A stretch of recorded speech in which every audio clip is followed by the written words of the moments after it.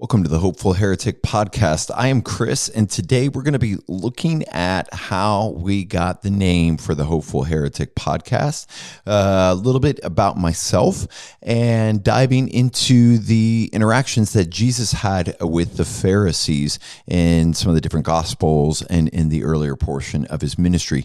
If you have an interest in that, stick with us. Welcome to the HHP Podcast. My name is Chris Frankie, and I am the senior pastor of HFF.church in Oklahoma City. Join me and others from around the country as we talk all things Bible, church, and family. We may be right, we may be heretical, but that's for you to decide. Drop a like, a share, a comment, subscribe, and let's get to it. Good morning. First podcast. Got my little desk set up in my office space, almost facing the corner. Nobody puts baby in the corner, except for baby puts baby in the corner. I'm Pastor Chris. Welcome to the Hopeful Heretic Podcast. For some of you, you're going to say, hey, I love that name of that podcast. That's super cool. That is super unique. It really is. Some of you will say, hey, wait, haven't I heard of the Hopeful Heretic Podcast before? Not the podcast per se, but actually one of our deacons, Matthew Day, in the 2014 to roughly 2016 timeframe, had a blog, especially for those who are in our church, HFF. You know that Matthew is a blogger. He likes to write as well as doing the teachings for our junior youth. He also has done blogs on our website. He has been involved in building block studies and stuff like that. And so in 2014, 2016, when Matthew was a little bit younger, he had a blog called The Hopeful Heretic. And so as I was trying to figure out, what do we call this? It's got to be some sort of a catchy name. I wonder about the Hopeful Heretic. And so I reached out to him, and he had said, sure, you can absolutely use it. No problem. I've kind of retired that title for me. And I said, yeah, I kind of struggle with calling myself a heretic, but since it seems like all kinds of people on the internet like to call me a heretic, then I guess I should just embrace and be hopeful about it. And so that's how we came up with the name for the Hopeful Heretic. A lot of these, especially in the start, is just going to be me talking about previous sermons or upcoming sermons or things that are going on in the church from a spiritual standpoint. But our goal is that these will grow into including other leaders in the church, engagement with other people outside of the church, and whether it's community leaders or other ministry leaders, other podcast hosts, anything that could be edifying to the Lord and help us in any area of our spiritual walk. So 2 Saturdays ago, after coming back on our family's 30-day sabbatical, I did a teaching on the wineskins, the parable of the wineskins. And then this past Saturday, I did a teaching on John the Baptizer. And so today specifically, I want to look at a couple of highlights here. Luke chapter 5:33, it says, and they said to him, the disciples of John fast often and offer prayers, and so do the disciples of the Pharisees, but yours eat and drink. So first and foremost, we can see, before we get to the new wineskin, or we talk about what is wine and what does that symbolize, or are we the wineskin? Obviously, we've already done the sermon, so you've heard what part we felt was important there. It's interesting to point out that even though John, the baptizer, had a different spirit, John had gone into the wilderness. This would be very unusual for a guy whose mother was from the line of the Levitical line of Aaron, and whose father, Zechariah, served in the temple priesthood. But John, his disciples actually followed similar practices as the disciples of the Pharisees. It also says that John had disciples. So kind of further talking about, we're kind of always discipling somebody or raising somebody up. Once again, I prefer the concept of apprentices or apprenticing. I think it just makes more sense in our culture than disciples. But John had apprentices of himself, just like the Pharisees did, and they had similar practices. And then also it says Jesus's disciples, apprentices probably should be different, because Jesus said to them, can you make a wedding guest fast while the bridegroom is with them? Kind of like saying, why would you mourn? Why would you be sad? Why would you ask for something when that is there? We kind of do that sometimes. Sometimes like I have a roof over my head and I'm like, Lord, would like to have a larger house. But it's different when Jesus is there, when Yeshua is there, and he's with them, and they're having these feasts. Like, you're not going to fast, you're not going to mourn, you're going to eat, drink, and be merry. And then he says, and the days will come when the bridegroom is taken away from them, and then they will fast in those days. So when we're apart from Jesus, when we don't have that time, we can fast and we can mourn and we can look forward for the days where we can be together. And then he goes on to tell them about the parable of the clothing and the parable of the wineskin. And that's where we stopped 2 weeks ago. We also talked about the context of this conversation was the fact that they were reclining at a table in a feast where the Pharisees and the scribes, who their whole entire life was to be the righteous. They were the self-professed righteous. The scribes were basically like lawyers. They were constantly saying you can and cannot do this, and trying to uphold a biblical integrity at that time. But Jesus is reclining at the table, either being symbolic of the freedom of Passover, which everybody in that room would have understood. Obviously they were all Hebrews, and so they definitely would have understood that at Passover, there is a reclining commandment at the table. Why? Because you were freed from your slavery. And so maybe Jesus was symbolizing to them that they were being freed from their slavery with his presence, or what was going to happen.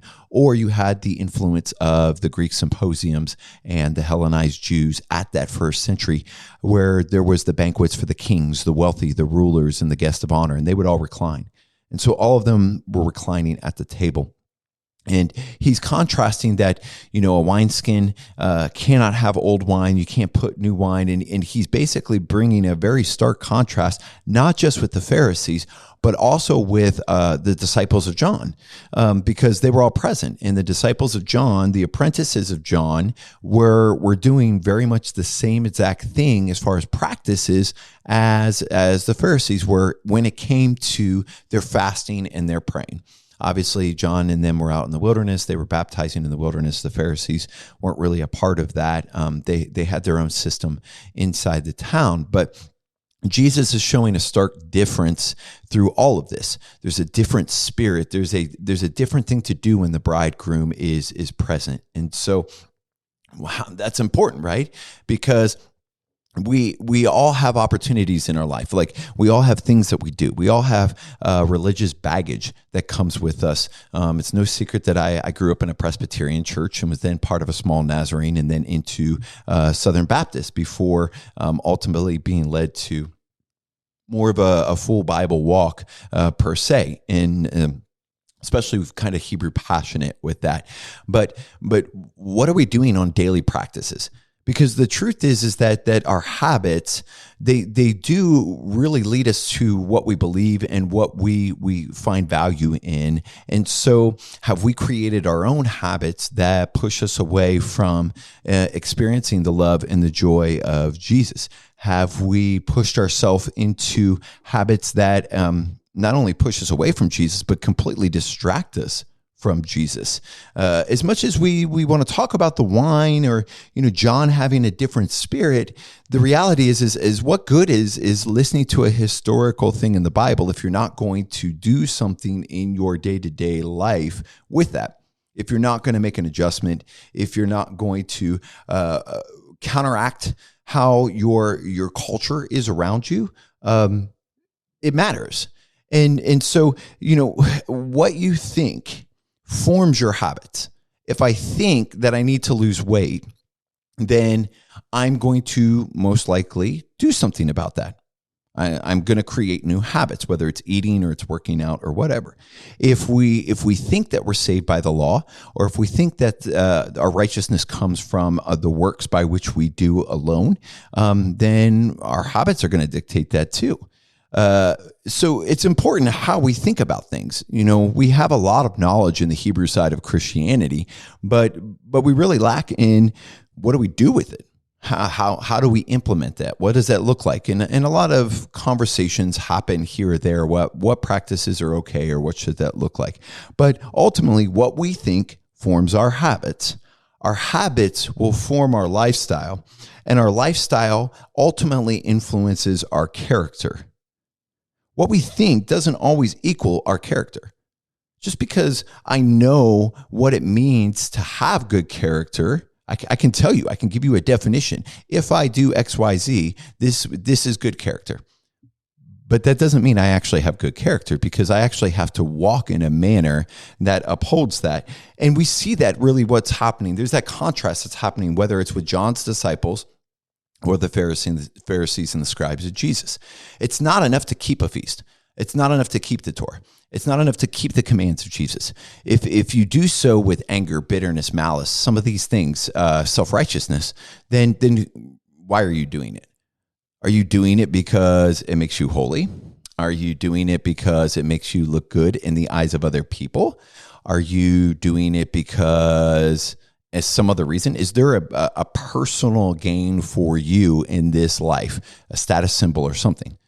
And if it is, then ultimately your heart is far from having good character.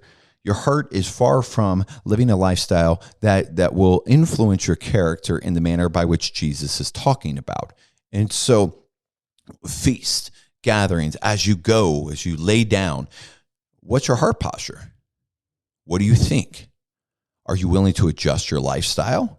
Are you willing to go further than just knowing about what's right and wrong? Are you willing to go further than just knowing about God? Because the reality is there's nobody in those parables, whether it's the series in Luke or the other gospel accounts, where there's nobody wiser of first century Judaism, which was an extension from the years and years and years of culturally leaving from Sinai into where they were at. They had the influences not only of the written word, but they have the oral testimonies of living those out positively and negatively all throughout that time. You've got the prophets calling to repentance, and they've got the stories of the things that happened. They intimately knew that. We read about it and we can say, oh, well, we know what's happening because we've read it or we've memorized it. This was their family members. It was their uncles. It was their grandfathers. It was their grandmothers. They lived it. They had the testimonies. It's kind of like when I would go back to my grandmother's house and she would tell me about when my mom was a kid. The stories were really, really cool because like my mom would tell them, but then to hear the perspective from my grandmother, this happened to my mom. It's different when we sit here and we're detached in the 21st century and we say like, oh, okay, the Israelites rebelled. That was their grandparents. That was their ancestors. And I'm sure they had different perspectives. And so there was oral traditions, there was stories, there was all those things that had been passed down. The Pharisees were the ones at that point in time who were the religious leaders. They had all of that influence. This was their family. So as much as we do give the Pharisees a bad rap, or even the Sadducees and how they interacted with Rome, and then you've got the Essenes who were out in the desert just being self-righteous, like in the end, we forget that those people were all human, and it was what they thought that influenced what they did, and what they did shaped their lifestyle, which shaped their character. And this is a contrast that Yeshua is dealing with at the time, because all of that, I believe, was really with good intention. I'm going to give everybody the benefit of the doubt, even though I can't prove it. Intent's one of the hardest things to prove in a court of law. But I believe that the Pharisees had the best of intentions. They wanted to keep the holy place holy. They wanted to keep the sacred space sacred. And yet Jesus comes and they couldn't see what God was doing in their present so that they could make an adjustment. So what are you going to do? We all have it. It says, Paul tells all of us we're sinners. Paul tells all of us that we have things we can work on. Yeshua says that as well. There's always a need for repentance and continue to go through it. We see that even through the feasts and the festivals of Israel in the sense that they're cyclical. The weekly Sabbath is cyclical so that we don't get too far away from the Lord and forget about what his call is to us. And so we have to cyclically constantly be reevaluating what we're doing in our life and asking, are we close to the Father or are we not? And so today I want to leave you with this thought. What are the areas of your life that your cultural upbringing, your family upbringing, your religious upbringing, your study of the Bible. What are areas of your life where what you know hasn't transferred into new habits that haven't changed your character? Because if our character doesn't look like what the Bible says Jesus' character is, then we must make an adjustment. And so take that to heart, put that in your prayer time, in your journal. Also want to leave you with this today. We're super excited as we get to the end of the year and we head into the next year. Let's be praying for one another. Every one of you knows somebody, whether it's in the church or outside the church, that needs prayer. If we're praying for other people and we're being active on a regular basis, that normally puts us in a different heart posture space and a head posture space. And so let's continue to pray for one another. Let's continue to be praying for our country, for all those that are out there, and just let the Lord do what he's going to do. I pray the rest of your week is blessed. Can't wait to see you guys on Saturday for Saturday Church. Do us a favor. I know you guys do a lot for the church, but this is a new podcast, and we would really like to minister to as many people as the Lord would allow for that to happen. And so, if you would do us a favor, would you like or comment or share? Put in the comments. Put a comment on something the Lord's doing in your life. Maybe it's a testimony. I think there's power for us to engage in that. So like, comment, share, let us know what's going on in your life. Share it with your family and your friends. And that would be a huge blessing for us. So have a wonderful day. We'll see you guys on Saturday. If this podcast has blessed you, please consider supporting by visiting our website and making a donation. For more resources, blogs, podcasts, please visit us at HFF.church. Looking for a church home? Join us for Saturday Church in OKC every Saturday morning, starting at 10:30.